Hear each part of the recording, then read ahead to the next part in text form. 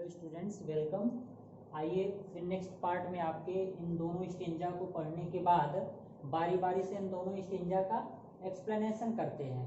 तो जैसा कि हमने आपको बताया कि character of a happy life sir Henry Wotton का लिखा हुआ यह पोयम है और इसमें आपके एक वास्तविक प्रसन्नचित व्यक्ति के गुणों की व्याख्या की गई है कि कैसे वह व्यक्ति अपने जीवन में प्रसन्नचित रहता है, सभी गुणों को धारण करते हुए, सभी जो आवश्यक गुण हैं या अच्छे गुण हैं उन गुणों को धारण करते हुए कैसे अपने जीवन में प्रसन्नचित रहता है। ठीक है, सबसे पहले आपको मैं लाइन बाय लाइन बताता हूँ, जैसा कि मैंने आपको पीछे भी बताया था, और फिर से एक बार इसको लाइन बाय लाइन पहले ओरल तौर पे चलते हैं, फिर आपको मैं लिख के बताऊंगा इसके एक एक लाइन की कैसे व्याख्या करेंगे हम। ठीक है, तो सबसे पहला है आपका पंक्ति, हाउ हैप्पी ही बर्न आर टाट। हाउ मीन्स कैसे, हैप्पी मीन्स प्रसन्न, इज मीन्स है, बर्न मीन्स जन्म से, और टाट मीन्स शिक्षा से।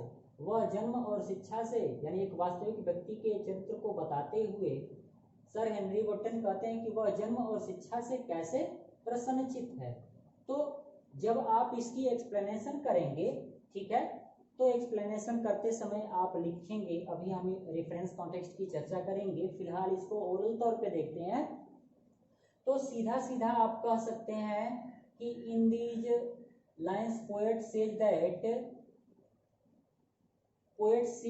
ए really happy man always be happy from his birth and education. A really happy man is always be happy by his birth and education। यानी एक वास्तविक प्रसन्नचित व्यक्ति जो है अपने जन्म और शिक्षा से प्रसन्नचित रहता है, जो या खुश रहता है अपने जन्म और शिक्षा से। ठीक है, फिर उसके बाद दूसरी पंक्ति आपकी, दैट सर्थ नॉट अनदर से विल, यानी वह दूसरे की इच्छा के अनुसार, दैट मीन्स वह सर्थ में सेवा करता है, नॉट मीन्स नहीं, अदर्स मीन्स दूसरे की, विल मीन्स इच्छा के अनुसार, वह दूसरे की इच्छा के अनुसार सेवा नहीं करता है। तो आप इसकी व्याख्या कैसे करेंगे, सीधा सीधा कह सकते हैं कि a really happy man does not do any work according to other persons will और डिजायर्स। ध्यान से सुनिएगा, a really happy man does not do any work according to other person's will or desire। वही बात कर रहा हूं व्याख्या की कि एक वास्तविक प्रसन्नचित व्यक्ति जो होता है does not do any work यानी कोई भी कार्य नहीं करता है according to other person's wills or desire, यानी दूसरे व्यक्ति की इच्छा या अभिलाषा के अनुसार कोई कार्य नहीं करता है। अब उसी में जोड़ेंगे आगे थोड़ा सा, क्योंकि व्याख्या का प्रारूप आप सभी जानते हैं कि व्याख्या को थोड़ा चढ़ा बढ़ा कर लिखा जाता है। तो एक दो सेंटेंस इसमें कैसे बनेंगे आपके, तो सीधा लिखेंगे कि ही परफॉर्म्स, ध्यान से सुनिएगा, he performs all his work by himself. He performs all his work by himself, यानी वह अपने सभी कार्य जो है अपने स्वयं के द्वारा ही करता है। ठीक है, he uses his great mind in his all work, वह अपने सभी कार्यों में अपने महान मस्तिष्क को प्रयोग में ले आता है या अपने मस्तिष्क को प्रयोग में ले आता है, या कह सकते हैं कि he uses his sense organs in his all work, वह अपने जो है सभी कार्यों में अपने ज्ञानेंद्रियों का प्रयोग करता है। ठीक है, फिर इसके बाद आगे लिखा हुआ है, whose armour is his honest thought, यानी जिसकी ईमानदार सोच ही उसकी कवच है। तो जब इसको कहेंगे हुज मीन्स जिसका, आर्मर मीन्स कवच, इज मीन्स है, हिज मीन्स उसकी, ऑनेस्ट मीन्स ईमानदार, थॉट मीन्स सोच, यानी जिसकी ईमानदार सोच है उसकी कवच है। तो इसके सीधे शब्दों में कह सकते हैं कि honesty is the only weapon. ध्यान दीजिएगा मेरे शब्दों पे, honesty is the only weapon with which a really happy man protects himself।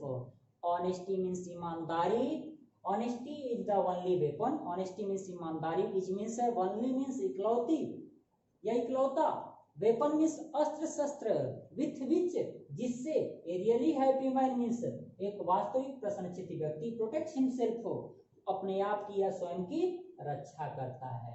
यानी कह सकते हैं कि he have great and honest thoughts, उसके पास जो है महान और ईमानदार सोचें होती है। ठीक है, फिर उसके बाद अगली आपके अगली लाइन है या अगली पंक्ति है, and simple truth his utmost skill, कह रहा है कि ही ऑलवेज स्पीक्स ट्रूथ। देखिएगा ये एक्सप्लेनेशन के भाव में बता रहा हूं आपको कि ही मीन्स वह, ऑलवेज मीन्स सदैव, स्पीक्स मीन्स बोलता है, ट्रूथ मीन्स सत्य, वह सदैव सत्य बोलता है। ठीक है, एंड फुल स्टॉप करके कहेंगे कि and this truth is his best ability, and और दिस मीन्स यह,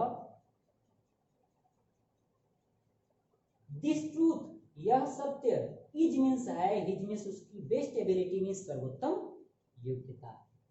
ठीक है, एंड यह भी कह सकते हैं कि and his small truths make a great ability for him, और उसके छोटे छोटे जो सच होते हैं उसके लिए एक महान योग्यता का निर्माण करते हैं। तो ये था इसका ओरल तौर पे व्याख्या।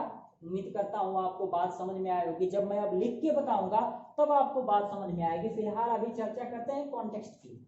सबसे पहले रेफरेंस की जो है, ठीक है, तो रेफरेंस आपने, चूंकि ये कक्षा 12 का आपका यूट्यूब वीडियो है, तो रेफरेंस आप कक्षा 11 में सीखे होंगे, फिर भी थोड़ा सा चर्चा कर लेते हैं। सीधा सीधा देखिए, या तो आप यहाँ पे जो है क्या लिख सकते हैं, दिस स्टेंजा लिख सकते हैं। ठीक है, जब भी लिखिए आप जो है तो क्या लिख सकते हैं, दिस। ठीक है, दिस स्टेंजा लिख सकते हैं, यानी this stanza has been selected from the lesson character of a happy life composed by sir Henry Wotton. यानी जैसे आप हिंदी में लिखते हैं संदर्भ, वैसे सेम अंग्रेजी में भी संदर्भ लिखा जाता है, लेकिन इस चीज का आपको ध्यान रहे, जैसे यहाँ कहा गया है कि this stanza has been selected, यानी दिस मीन्स यह stanza means stanza has been selected means लिया गया है फ्रॉम द लेसन मीन्स यानी पार्ट, यहाँ लेसन के बदले आप चाहें तो फ्रॉम द पोएम भी लिख सकते हैं, character of a happy life composed by sir Henry wooden. अगर इसको नहीं लिखना चाहते हैं तो यहाँ सीधा से शब्दों में, मेरे शब्दों को ध्यान से सुनिएगा, सीधे से शब्दों में यह भी लिख सकते हैं। क्या लिख सकते हैं यहाँ, कॉन्टेक्स्ट के तौर पे नहीं बल्कि रेफरेंस के तौर पे, कि दीज लाइन्स, क्या लिख सकते हैं, दीज लाइन्स हैव बीन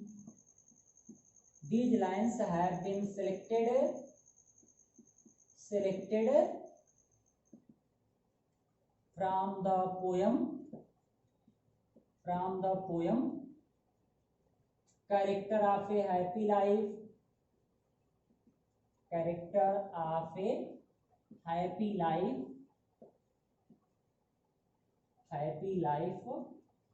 इसको आप सिंगल इन्वर्टेड कॉमा में या डबल इन्वर्टेड कॉमा में बंद कर दीजिएगा, कंपोज्ड बाय, ऑथर्ड बाय भी लिख सकते हैं।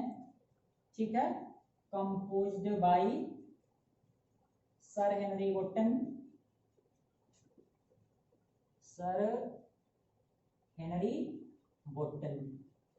ठीक है, ये आपका रेफरेंस का पार्ट है। आप चूजन भी लिख सकते हैं कि these lines have been chosen from the poem. बाकी वही ये रेफरेंस लिखने के अलग अलग तरीके हैं, लिखते समय आप इन बातों का ध्यान रखिएगा। तो इसका तात्पर्य है कि ये कविता की पंक्तियां जो है lesson character of a happy life यानी प्रसन्नचित जीवन के चरित्र से ली गई हैं, composed by sir Henry wooden, और इसकी रचना जो है श्रीमान हेनरी वुडन के द्वारा की गई है। तो ये इसका हो जाएगा आपका संदर्भ। अब बात करते हैं इसके कॉन्टेक्स्ट की। तो कॉन्टेक्स्ट में मैंने जैसा कि पिछले वीडियो में बताया था, जो स्पष्ट नहीं था, सेम वही स्थिति रहेगी। आप पूरे लेसन में सुनेंगे केवल एक वास्तविक प्रसन्नचित व्यक्ति के, शुरू में भी मैंने बताया आपको कि इसमें एक वास्तविक प्रसन्नचित व्यक्ति के चरित्र को परिभाषित किया गया है या हमें उनके महान गुणों को बताया गया है। ठीक है, तो कॉन्टेक्स्ट के तौर पे हम क्या लिख सकते हैं कि in these lines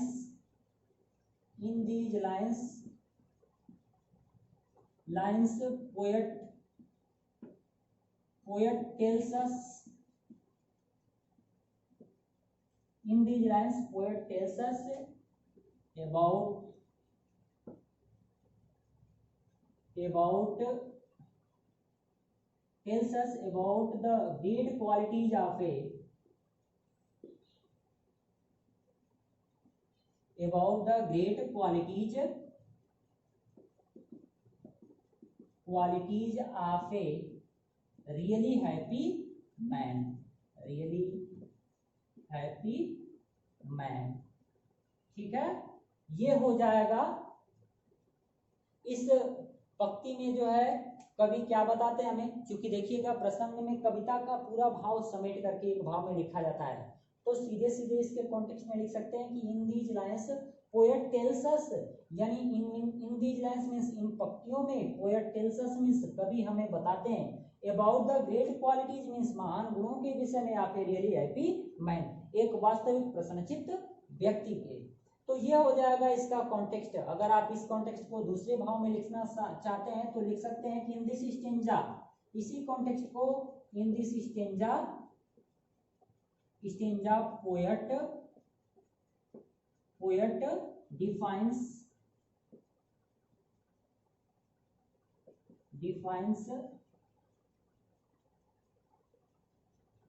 about the great qualities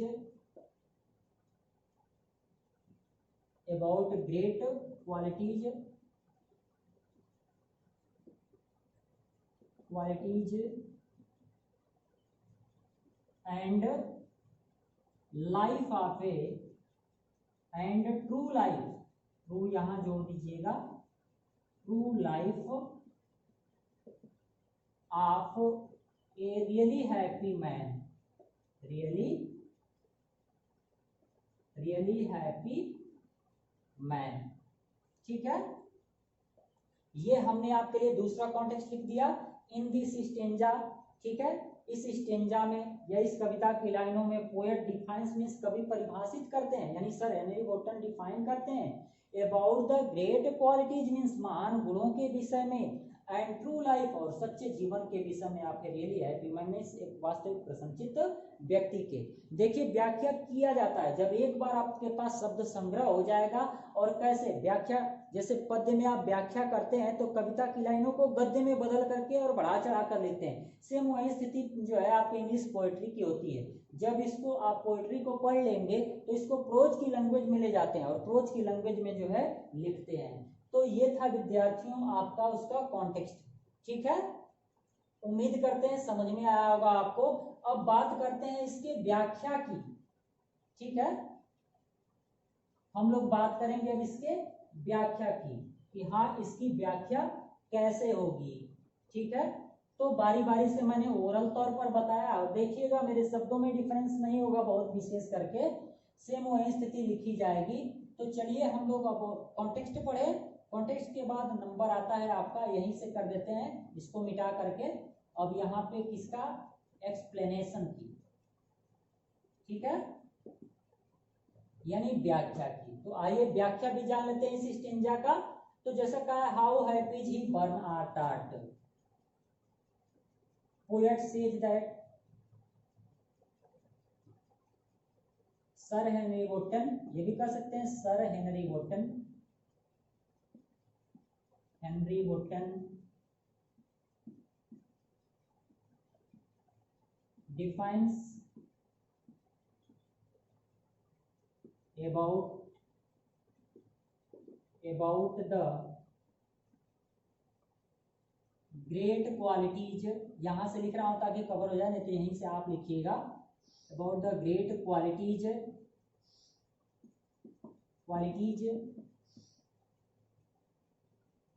of a happy man, or really happy man and, देखिएगा एंड सेज दैट कैसे जोड़ते हैं कंजक्शंस के प्रयोग करके, एंड सेज दैट। अब उसकी पंक्ति पे चले जाएंगे ताकि व्याख्या ज्यादा बड़ी ना हो। And says that a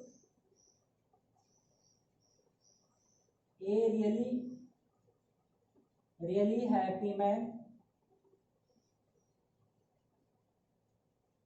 man is always be happy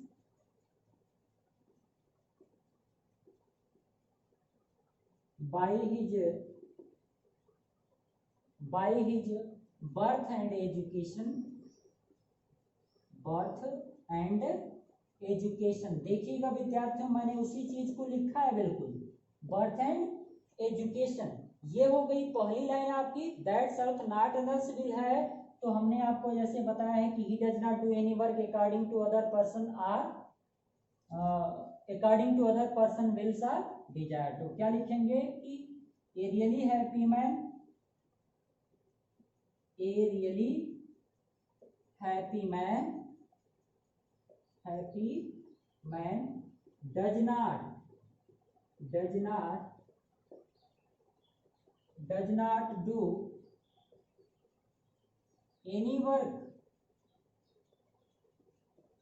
does not do any work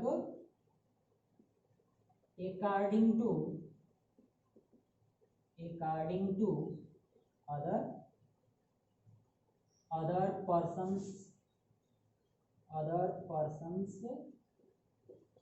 will or desire। ठीक है, तो ये है क्या हमने लिखा है आपका कि a really happy man,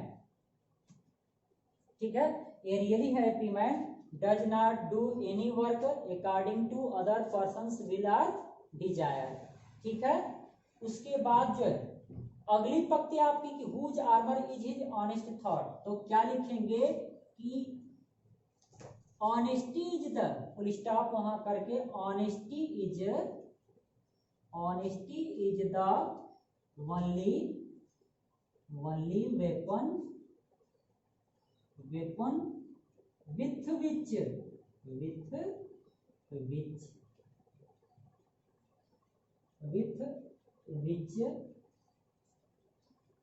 with which a happy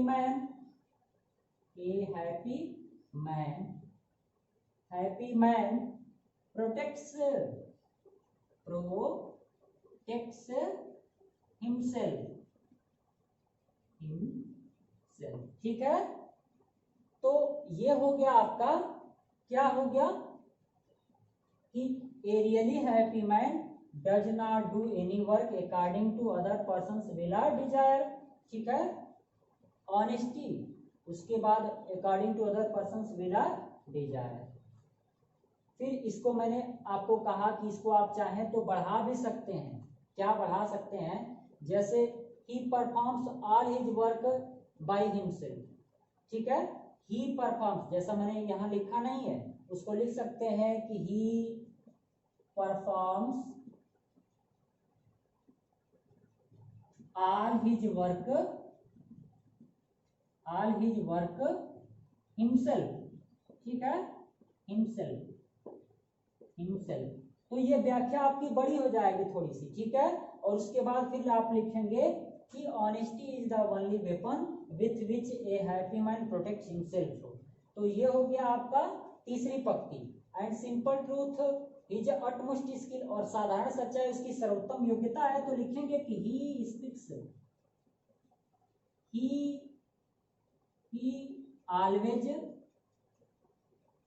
always speaks truth, वह सदैव सत्य बोलता है। ठीक है, he always speaks truth and कह सकते हैं and that truth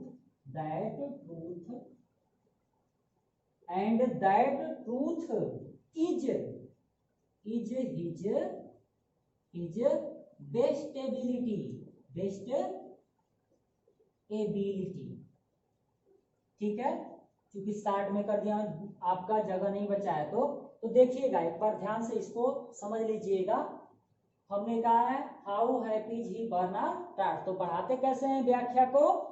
sir Henry Wotton defines about the great qualities of a happy man, यानी श्रीमान हेनरी वोटन एक वास्तविक प्रसन्नचित्त व्यक्ति के महान गुणों को परिभाषित करते हैं। एंड सेज दैट, और कहते हैं कि अब यहां से इस लाइन को जोड़ा है हमने, ए really happy man is always be happy by his birth and education, कि एक वास्तविक प्रसन्नचित व्यक्ति सदैव अपने जन्म और शिक्षा से प्रसन्नचित रहता है। ठीक है, फिर उसके बाद जो है आपकी अगली पंक्ति that serveth not another's will, यानी a really happy man does not do any work according to other persons will और डिजायर, यानी एक वास्तविक प्रसन्नचित व्यक्ति कोई भी कार्य जो है दूसरे व्यक्ति की इच्छा के अनुसार नहीं करता है।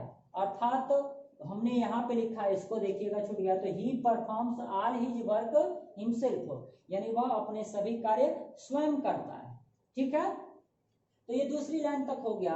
Whose armour is his honest thought, तो जब इसको लिखेंगे आप तो क्या लिखा हमने, honesty is the only weapon with which a happy man protects himself, यानी ईमानदारी एक ऐसा अस्त्र शस्त्र होता है या एक ऐसा हथियार होता है जिससे एक वास्तविक प्रसन्नचित व्यक्ति अपने आप की रक्षा करता है, यानी अपने आप को बचाता है, अर्थात वह उसका कवच होता है। इसी बात को हमने लिखा है। ठीक है, और यह भी कर सकते हैं अगर उसको आगे लिखना चाहते हैं तो honesty his honesty work as a armature for his life, यानी कह सकते हैं कि his honesty work as a armature for his life, works भी कर सकते हैं। ठीक है, यानी ईमानदारी जो है उसके लिए एक रक्षक या कवच का कार्य करती है। ठीक है, फिर उसके बाद जो है आपकी अंतिम पंक्ति है and simple truth is utmost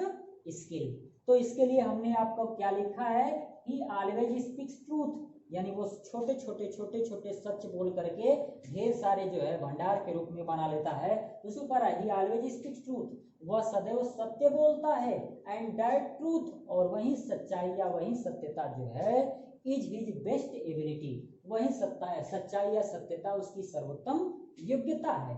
तो ये था आपका एक्सप्लेनेशन जो है। अब जब आप विद्यार्थियों इसकी एक्सप्लेनेशन कर लेंगे तो सबसे अंतिम स्थिति में क्या लिखेंगे, कमेंट डाल करके। ठीक है, आप सीधा डाल सकते हैं कमेंट हेडिंग, ठीक है, या क्रिटिकल कमेंट हेडिंग डाल सकते हैं, और क्रिटिकल कमेंट डाल करके क्या लिखेंगे कि there is a beautiful use of metaphor in the third line of the poem whose armour is his honest thought, तो इसको सिंगल इन्वर्टेड कामा में कर दीजिएगा। ध्यान से मेरी बात सुनिए, जैसे कि फिगर आप स्पीच आप पढ़े हैं यानी अलंकार पढ़े हैं, तो अलंकार में आपको बताया गया है सभी प्रकार के अलंकार, तो उसमें से वही हम लिख सकते हैं कि there is a beautiful use of metaphor in the third line of this stanza whose armour is his honest thought, यानी जिसकी ईमानदार सोच है उसकी क्या है, कवच है, यानी उसकी सोच को क्या मान लिया गया है, कवच मान लिया गया। और आप सभी जानते हैं कि मेटाफर की स्थिति यानी रूपक अलंकार की स्थिति क्या होती है, metaphor is an implied simile in which comparison of words as like so are not used.